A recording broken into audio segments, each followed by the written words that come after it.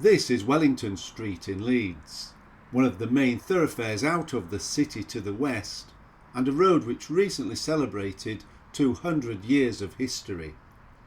Using old photographs, maps and current clips, we shall see it is a place of change and innovation, featuring impressive buildings both now and in the past. Wellington Street is located in the west of the city centre and runs from its junction with Ball Lane at City Square at its eastern end to a junction with West Street and Kirkstall Road in the west. This map from 1815 was created just a couple of years before Wellington Street was constructed.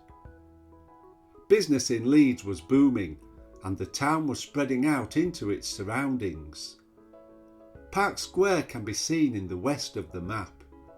This Georgian-style square was built between 1788 and 1810, beginning as land owned by the Wilson family, whose plan to create a high-class residential estate saw them lease plots to architects and builders to create homes for the upwardly mobile and wealthy, notably merchants, clergy, lawyers and surgeons. On the left-hand edge of the map is Benjamin Gott's Park Mills, later known as Bean Ing Mills. In 1792 he had bought a field known as Bean Ing in open country next to the river and began building a new mill. He bought new machinery and experimented with new dyeing methods and other processes.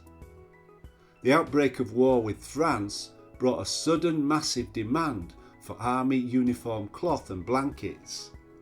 By 1800 the mill was employing over 1,000 workers but still could not meet demand. Benjamin Gott was keen to build a bridge across the River Aire near his factory to connect with the business community south of the river. Road improvements were also needed to meet the demands of trade taking place in the west of Yorkshire. In 1818, Benjamin Gott, having helped raise the funds to build a bridge, laid the foundation stone of what was at first called the Waterloo Bridge, celebrating the recent successful battle. At the same time, Wellington Street, named after the victorious Duke, was created, linking Kirkstall Road in the west to Ball Lane in the east, and improving transport connections within Leeds and with places such as Bradford. Waterloo Bridge soon became known as Wellington Bridge. Gott was clearly a mover and a shaker, but he wasn't popular with everyone. Whilst Benjamin Gott lived in a mansion in Armley, his mills were throwing soot over the residents of Park Square, and in 1824 5 residents of Park Place and one of South Parade were among the prosecution witnesses in a failed attempt to sue Gott for smoke nuisance. This photograph, showing the Wellington Street entrance to Bean Ing Mills, provides an impression of the scale of the operation. Benjamin Gott's Bean Ing Mill was the first factory to produce woolen goods and was built over a 40-year period. The Wellington Street frontage was added around 1829. It was all demolished in the 1960s, although some lower parts of the walls remained in place as a clue to the past until the 1990s. Today, it is hard to believe that the mill existed. In 1970, the Yorkshire Post building was opened on the site. The Brutalist building was designed by John Maydin and was the home of the newspaper for 42 years. The clock tower featured a digital timepiece which alternately displayed the current outdoor temperature. When the building was demolished in 2014, the clock tower remained, although the concrete structure was covered over to the disappointment of many. Wellington Street extends further westwards, beyond the junction with Wellington Road and access to Wellington Bridge, although much of the land is now only used for roads and parking, and the industrial buildings that were here are long since gone.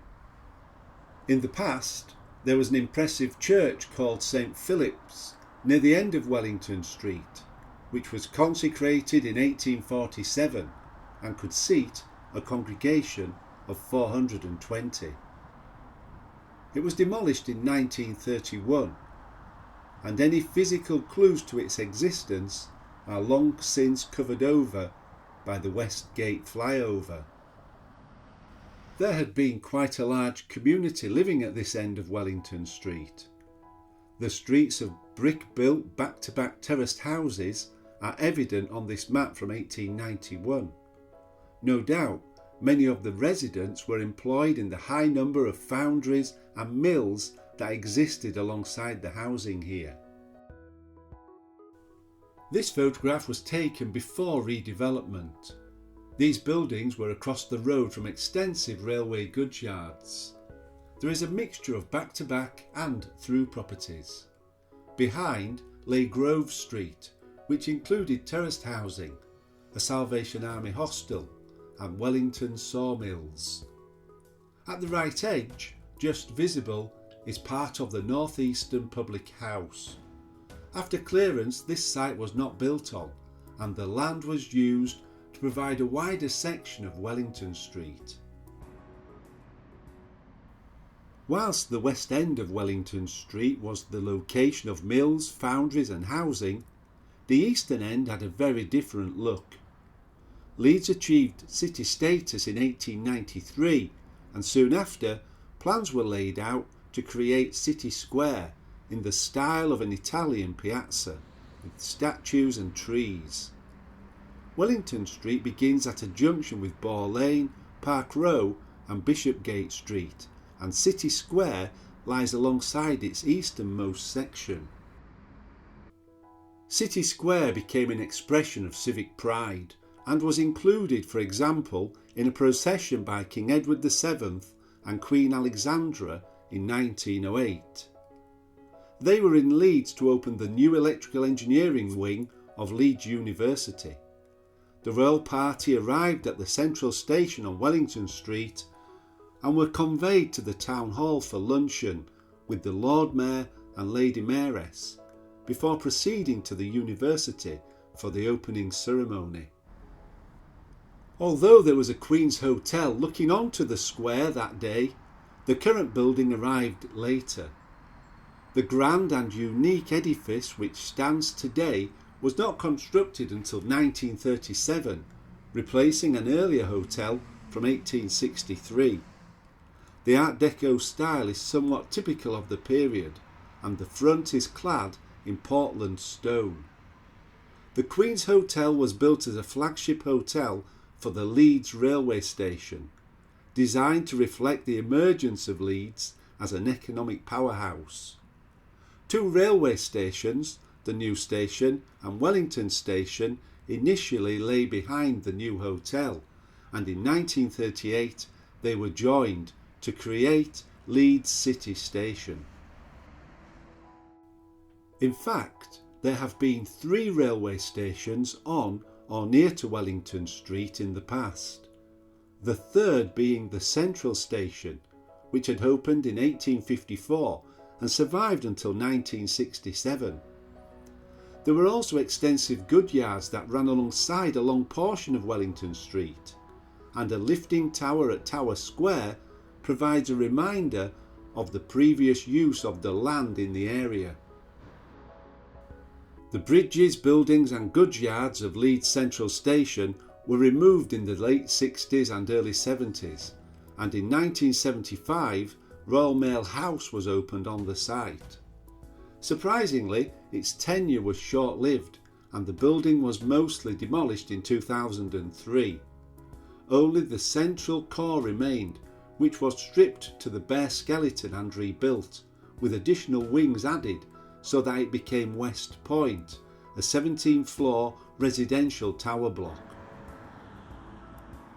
Wellington Street continues to evolve, with many new buildings being added in recent years along the south side of the western section. It is becoming an attractive area to live and work. This area has witnessed immense changes, and it will be interesting to see the new developments become established. At the eastern end of Wellington Street, it is pleasing to see that a number of the older buildings have been retained, linking the area with its past. In most cases their purpose has changed, but they seem set to remain.